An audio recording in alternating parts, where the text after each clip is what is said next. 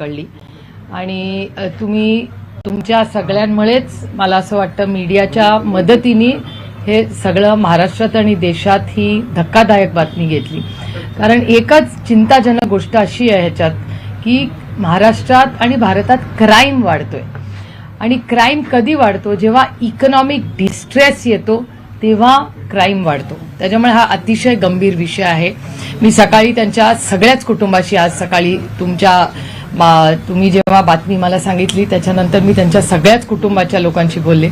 मी मुंबईच्या पोलीस कमिशनरशी बोलले, त्या भागात जे इन्चार्ज मिस्टर गेडाम आहेत त्यांच्याशीही माझं बोलणं झालंय आणि अर्थातच फॅमिली अतिशय नर्वस आहे, घाबरलेली आहे आणि साहजिक आहे की आपलं जेव्हा लहान बाळ एका खोलीत असतं त्या खोलीत एक असा व्यक्ती जो येतो ज्याच्याकडे चाकू असेल किंवा म्हणजे कुणी असला ती व्यक्ती तर अर्थातच फॅमिली घाबरणं हे कुठल्याही आईला कुटुंबाला साहजिकच आहे। आणि त्यांचं म्हणणं आहे की त्यांच्या बिल्डिंगमध्ये ऑटोमेटेड गोष्टी आहेत, लॉक्स आहेत, खाली गार्ड असतो, पण काही म्हणजे साधारणपणे मुंबईमध्ये आम्ही खूप मोकळे जगायची आम्हाला सगळ्यांनाच सवय, म्हणून सगळ्यांकडे काय मोठी पोलीस यंत्रणा किंवा खूप मोठी सिक्युरिटी वगैरे असं काही नसतं। पण कदाचित खूप लवकर मी हे बोलते पण पोलिसांच्याकडून जास्त आपल्याला माहिती कळेल, पण कदाचित पाईप किंवा कुठून हा माणूस चढून आलाय ह्याच्यात अजून क्लॅरिटी येत नाहीये, पण पोलीस प्रशासन तिथे पोहोचलेलं आहे आणि अर्थातच कुठल्याही कुटुंबाची सुरक्षितता, मग ती बीडची घटना असेल, परभणीची असेल किंवा आता ही बांद्र्यामध्ये झालेली घटना असेल, या सगळ्या घटनांमधून किंवा बारामतीत मागच्याच आठवड्यात अनेक अटॅक्स झालेले आहेत, पुण्यामध्ये कोयता गँग झाले, त्यामुळे एक जनरल क्राईम वाढलेला हा राज्यात आणि देशात दिसतोय आणि हा डेटा सांगतोय, मी सांगत नाही फक्त। तुमचं कमिशनरांशी बोलणं झालं मुंबईत, तर त्यांचं काय म्हणणं आहे या संदर्भात? आरोपीला आतापर्यंत अटक झालेली नाही। पोलीस कमिशनर म्हणाले की त्यांनी या सगळ्याची नोंद घेतलेली आहे। सगळे पोलीस काल रात्रीही तिथे गेले होते आणि तिथे आजही मला वाटतं आताही आपण इथे बोलतोय पण तिथे कदाचित पोलीस हजर असतील आता आणि इन्क्वायरी सुरू केलेली असं त्यांनी मला सांगितलं आणि कुटुंबाची सुरक्षितता याच्याबद्दल सरकारने फार सिरियसली हे घेतलेलं आहे। त्यांना सिक्युरिटी पुरवावी असं वाटतं?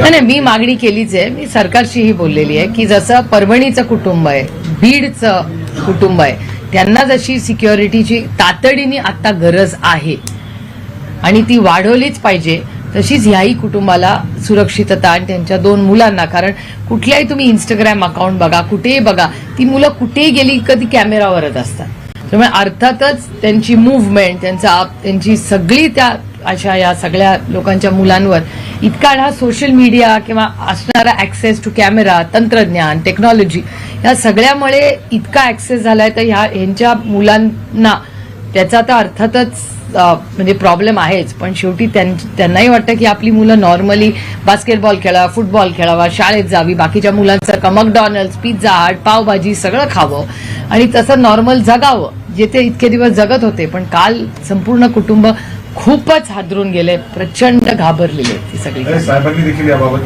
नाराजी व्यक्त करताना सांगितलं की मुंबईत म्हणजे जवळच्या परिसरात एकाची हत्या होते आणि दुसऱ्या अशा पद्धतीने अटॅक देखील होते, म्हणजे अर्थात घरात घुसून सुरक्षेचा प्रश्न। मुख्यमंत्री जे गृहमंत्री आहेत त्यांच्याबद्दल देखील त्यांनी अस्वस्थ करणारीच गोष्ट आहे ना। खूप घटना गेल्या 2-3 महिन्यात झालेल्या आहेत, म्हणजे सलमान खानच्या त्यांच्या घरावर झालेली कृती असेल किंवा मग तो बांद्र्यात झालेला खून असेल, त्याच्यानंतर ते खूप लोक डिस्टर्ब होण्यासारखीच गोष्ट आहे ना। आणि मुंबईमध्ये मला आठवतं माझ्या लहानपणापासून 24 तास आम्ही फिरतो, महाराष्ट्रात फिरतो, मुंबईतच कशाला, मला कधीच भीती वाटत नाही। रात्री आम्ही दौरे करून 2 आणि 3 वाजता पहाटे येतो, घरी कोणाला काळजी पण नसते, त्यांना असं वाटतं की ठीक आहे महाराष्ट्रात फिरतायत काही प्रॉब्लेम नाही, पण आता काळजी वाटायला लागली हो लोकांना।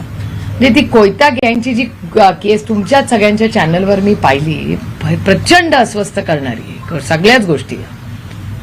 त्याचवेळी विरोधकांकडून आरोप देखील होते तो सैफ अली खान आहे आणि त्यामुळेच या सगळ्या गोष्टीत अशा पद्धतीने राजकारण होतंय। हा राजकारणाचा विषयच नाहीये। बीड मधली घटना, परभणीतली घटना आणि आत्ताची घटना हा राजकीय विषयच नाहीये, हा एक सामाजिक विषय, हा क्राईमचा विषय, याच्यात कसलं राजकारण आणि प्रत्येक गोष्टीत कशाला राजकारण आणायचं?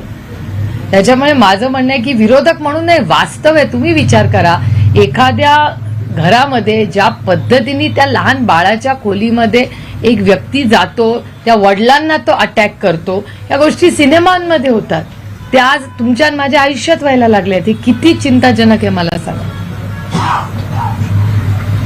ताई पंकजाताई मुंडे होत्या, आज त्यांनी बारामतीचं कौतुक केलेलं आहे, सगळंच शेती आणि सगळा इथला विकास.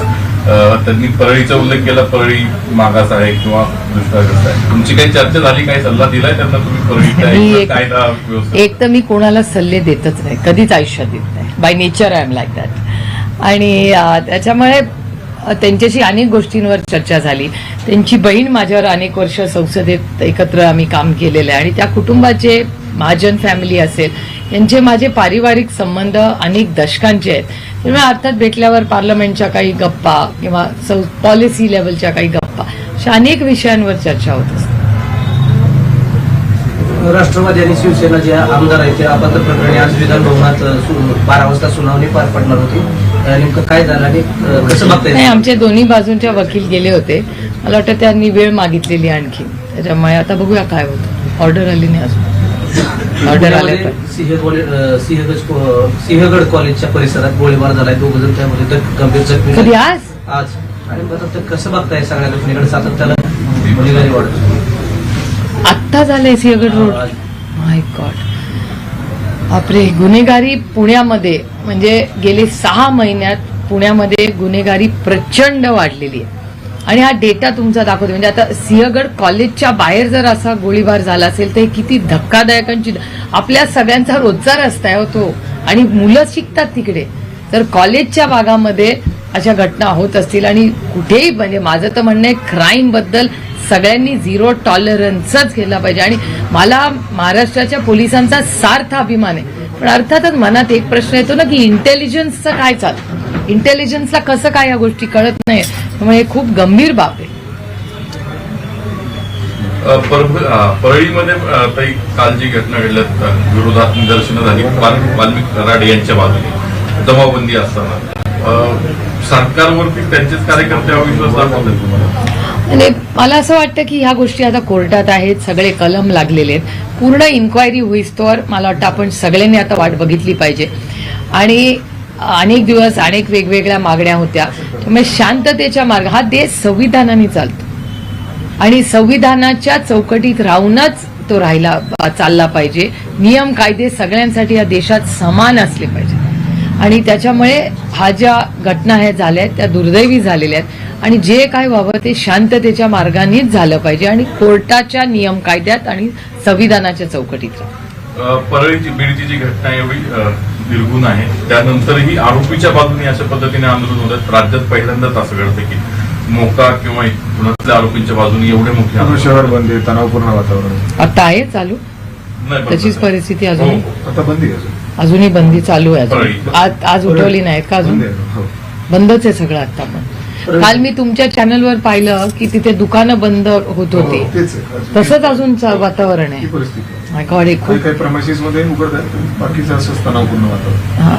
मला वाटतं हे सगळे राजकीय नेत्यांनाही मी विनंती करीन की त्या नागरिकांसाठी आपण सगळ्यांनीच एकत्र येऊन शांतता कशी तिथे येईल आणि नॉर्मलसी कशी येईल याच्यासाठी आपण सगळ्यांनी एकत्र काम केलं पाहिजे. कारण का मला क्राईम जो झाला तो विषय एका बाजूला, तो सरकार यंत्रणा सगळी चालेल, पण तिथे देशमुख कुटुंब आणि बाकीच्या सगळ्या नागरिकांच्या सुरक्षिततेबद्दल आपण सगळ्यांनी अतिशय संवेदनशील असलं पाहिजे. आणि बीड मधली पण घटना आणि परभणी मधली ही घटना आणि आता मुंबईत झालेली आणि पुण्यात झालेली, म्हणजे आता 4 घटनांचा उल्लेख करायला लागतो. बीडची, परभणीची, मुंबईची बांद्राला झालेली आणि पुण्याला सिंहगड कॉलेज, म्हणजे 4 घटना आता अशा महाराष्ट्रात झालेल्या आहेत ज्याच्यात अतिशय संवेदनशीलपणे लोकांना कॉन्फिडन्स दिला पाहिजे की तुम्ही सेफ आहात महाराष्ट्रात. पण दुर्दैवाने तशी आज परिस्थिती नाही आहे. वाल्मिक कराडला मोका लागल्यानंतर त्याच्या कार्यकर्त्यांकडून कुठेतरी परळी बंद ठेवण्यात आली, जाळपोळ करण्यात आली आणि यानंतर आता मनोज जरांगे पाटील म्हणतात की धनंजय मुंडे यांची ही टोळी आहे आणि कुठेतरी दंगल घडवण्याचा प्रयत्न करीत आहेत, असा आरोप त्यांच्याकडून करण्यात आला. मला असं वाटतं पोलीस यंत्रणा जी तिथे ऍक्टिव्ह आहे, अनेक बदल झालेले आहेत, तर होम मिनिस्ट्रीने ह्याची तातडीने एक मीटिंग घ्यावी. आणि मी गेले अनेक दिवस सांगते की माननीय मुख्यमंत्र्यांनी एक ऑल पार्टी मीटिंग बोलवावी आणि सगळ्यांनी एकत्र मिळून महाराष्ट्रात शांतता कशी आणता येईल याच्यासाठी तातडीने काम करणं गरजेचं आहे. तुम्ही आठवत असेल तुम्हाला की 2093 का 93 मध्ये बॉम्ब ब्लास्ट झाला होता शुक्रवारी, आणि सोमवारी महाराष्ट्रात एक मुंबईमध्ये नॉर्मल्सी आणली होती. तेव्हा आदरणीय पवार साहेब महाराष्ट्राचे मुख्यमंत्री होते. Overnight 48 hours. तर जर एवढा मोठा बॉम्ब ब्लास्ट झाल्यावर महाराष्ट्र आणि मुंबई ही नॉर्मल्सीमध्ये येऊ शकते 48 तासात, तर आपण सगळे मिळून का नाही परळीमध्ये जी परिस्थिती आहे, परभणीत आहे, मुंबईत आहे किंवा पुण्यात आहे, त्याच्यात नॉर्मल्सी का नाही आणू शकत? ह्याच्यासाठी प्रशासनाने पुढाकार घेतला पाहिजे. आणि आम्ही महाराष्ट्राच्या माननीय मुख्यमंत्र्यांना विनम्र विनंती करते की त्यांनी एक ऑल पार्टी मीटिंग बोलवावी आणि या दिशेने तातडीने महाराष्ट्राच्या हितासाठी काम करण्याची गरज आहे. कारण मला एकच ह्याच्यात लार्जर पिक्चरमध्ये काळजी वाटते की अशा घटना जेव्हा होतात तेव्हा एक तर इकॉनॉमी स्लोडाऊन झालेली आहे, इन्व्हेस्टमेंट्स देशातच येत नाहीयेत, इकॉनॉमिक ग्रोथ स्लोडाऊन झाली आहे, हे केंद्र सरकार मान्य करतंय आणि देशाच्या फायनान्स मिनिस्टरनी स्वतः फ्लोअर ऑफ द हाऊसवर कबूल केलं की yes there is a slowdown. अशा परिस्थितीत इन्व्हेस्टमेंट्स येणं आणि त्या इन्व्हेस्टमेंट्स महाराष्ट्रात येणं हे अतिशय महत्वाचं आहे. त्यामुळे मला असं वाटतं आपण सगळ्यांनीच या बाबतीत नॉर्मल्सी जास्तीत जास्त महाराष्ट्रात लवकर कशी होईल याच्यासाठी महाराष्ट्राच्या माननीय मुख्यमंत्र्यांनी तातडीने मीटिंग घेऊन सगळ्यांना कॉन्फिडन्समध्ये घेऊन एकत्र सगळ्यांनी ह्याच्यात काम केलं पाहिजे. बीडच्या घटनेनंतर सातत्यानं धनंजय मुंडे यांचा राजीनामा घ्यावा अशी मागणी केली जाते. मात्र आजचे सामाजिक कार्यकर्ते अंजनी दमानिया यांनी असं म्हटलंय की जोपर्यंत धनंजय मुंडेंचा राजीनामा घेत नाही तोपर्यंत हे प्रकरण आपण सोडणार नाही, सातत्याने या प्रकरणाचा पाठपुरावा करतो. या अनेक जणांच्या मागण्या आहेत. अंजली दमानियांची आहे, सुरेश अण्णा धसांची मागणी मी तुमच्याच चॅनलवर पाहिलेली आहे. त्यानंतर सोळंकीजी जे अजित पवारांच्या पक्षात आहेत त्यांची पण मागणी तुमच्याच चॅनलवर मी पाहिले. अभिमन्यू पवार भारतीय जनता पक्षाचे त्यांनी पण तुमच्याच चॅनलवर मी बघितली मागणी. त्यामुळे या सगळ्या त्यांनी सुरेश आपले बाप्पा सोळंकी बाप्पा असतील, बाप्पांनी मागितली, जितेंद्र आव्हाडांनी मागितलंय, किती संदीप क्षीरसागरांनी मागितलंय, बऱ्याच लोकांच्या भावना आहेत. पण ह्या राजकीय नाही आहेत, त्या सगळ्यांच्या इमोशनल आहेत, कारण का सगळ्याच पक्षाचे लोक त्याच्यात आहेत. त्यामुळे ही गोष्ट ही सगळ्याच ऑल पार्टी, त्यामुळे पक्ष बाजूला ठेवून ही भावना सगळ्याच पक्षाच्या लोकांनी मला. त्याच्यामुळे मला असं वाटतं संवेदनशीलपणे सरकारने हा निर्णय घ्या. तुम्ही भाषणादरम्यान म्हणाला की आता निवडणुका नाही, वर्षभर गोड बोलूया, कुणाला उद्देशून घे? सगळ्यांनाच, मला स्वतःला. मी सगळ्या गोष्टी स्वतःपासून सुरू कर. काय you to begin with yourself. त्याच्यामुळे आता कुठलंच इलेक्शन नाही, त्याच्यामुळे तिळगुळ घ्या आणि सगळे गोड बोला. त्यामुळे तुम्ही शेजारी बसताना होता मग अशा वहिनींच्या कुठे? निवडणूक झाल्यानंतर पहिल्यांदा तुम्ही शेजारी होता. नाही, मध्ये कुठे होत्या, भेटल्या होत्या की मध्ये मला 2-3दा. ते कॅमेरावर नसतील.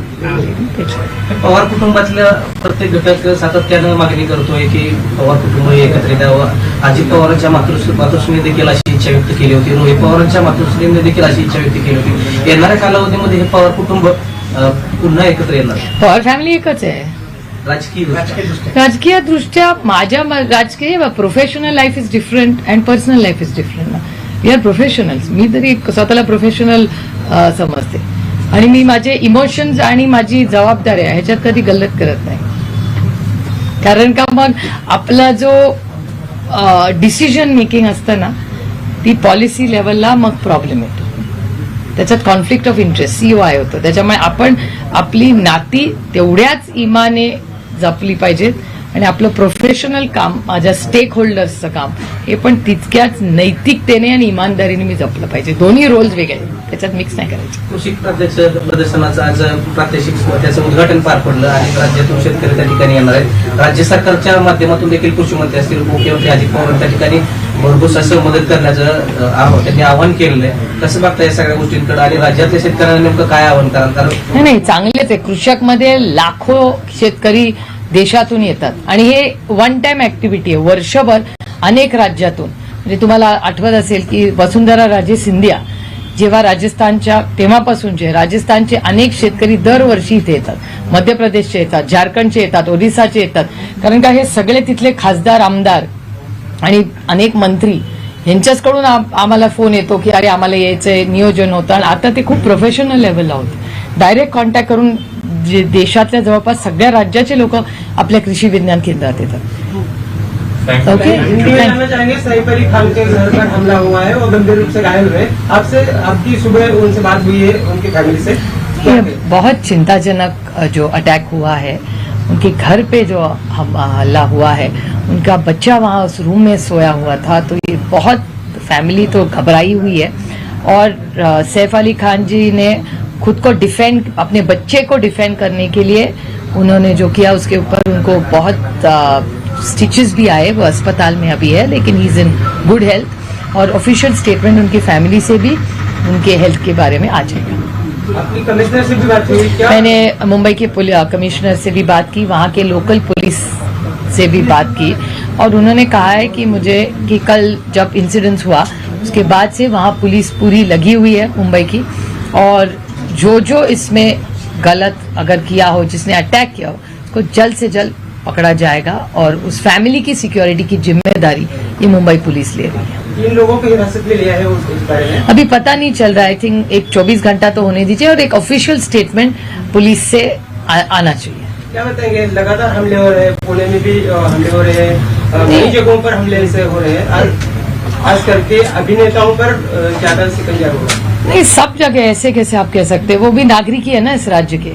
अभी बारामती में 8 दिन पहले हल्ला हुआ, पूना में अभी यही कह रहे थे कि पूना में एक अभी शूटिंग हुआ है, उसके बाद परभणी और बीड़ की जो घटना है, उसी तो हम तो रोज एक इमोशनल इशू हो रहा है वहाँ, बहुत मुझे वो आंसू नहीं देख पा रहे, इतना दुख सबको हो रहा है, जिस तरह से क्रूर पद्धति से हत्या हुई है वहाँ, वो हो रहा है। मुंबई में तो क्राइम आप देख रहे हैं किस तरह से बढ़ रहा है, बांद्रा में जहाँ ये सब लोग रहते हैं, बहुत सारी सिक्योरिटीज, कैमरा, सब कुछ है वहाँ, फिर भी किसी की हिम्मत होती है उस घर में जाके इतना अटैक करने की, तो बहुत चिंताजनक बात है। और महाराष्ट्र में क्राइम तो बढ़ ही रहा है, ये आपके चैनल में रोज दिख रहा है। सलमान खान को भी लगातार धमकियां दी जा रही है पिछले कई वर्षों से, तो क्या कनेक्शन हो सकता है? ये तो वक्त ही बताएगा। मेरे ख्याल से सलमान खान जी पे जो अटैक हुआ है, उसके बाद सैफ अली खान जी पे घर पे जो अटैक हुआ है, और जो हत्या पिछले 1-2 महीने पहले जो हुई थी, उसका कोई लिंक है कि नहीं, ये तो वक्त ही बताएगा। मेरे ख्याल से 1-2-4 दिन में पुलिस के यहाँ से हमें रुकना पड़ेगा। अभी तो सैफ अली खान, उनकी बीवी और उनके बच्चों की सुरक्षितता, ये हमारे लिए सबसे अभी मायने रखती है। छगन भुजबळ यांची नाराजी अजून काय नाही, मंत्रिपद नाही मिळाल्यानंतर पक्षाच्या बैठकीला किंवा पंतप्रधानांनी बोलावल्या बैठकीला त्यांनी उपस्थिती लावली नाही, त्यानंतर आता पक्षाचं शिबिर होत आहे शनिवार रविवार शिबिरला, त्यावेळेस देखील निश्चित आहे की काल गेले नव्हते का? मग कालच्या मीटिंगला भुजबळ साहेब नव्हते का? ओके, माहिती नाही मला, म्हणजे तो त्यांच्या पक्षाचा अंतर्गत प्रश्न आहे, पण अर्थातच भुजबळ साहेब हे खूप सिनियर नेते आहेत, फक्त पक्षाचे नाही, राज्याचे, देशाचे. खूप मोठं काम अनेक वर्ष त्यांनी केले, खूप संघर्षातून त्यांचं काम उभं राहिलेलं आहे, आणि आम्ही सगळे एकत्र असताना भुजबळ साहेबांची जागा ही नेहमी आदरणीय पवार साहेबांच्या शेजारीच असायची, आणि भुजबळ साहेबांचा मान सन्मान, त्यांचं वय, त्यांचं कर्तृत्व, त्यांचे कष्ट आणि त्यांनी केलेला त्याग आणि योगदान, याच्यामुळे कुठेही ते असले तरी आमच्याकडून तर तो केलाच आहे.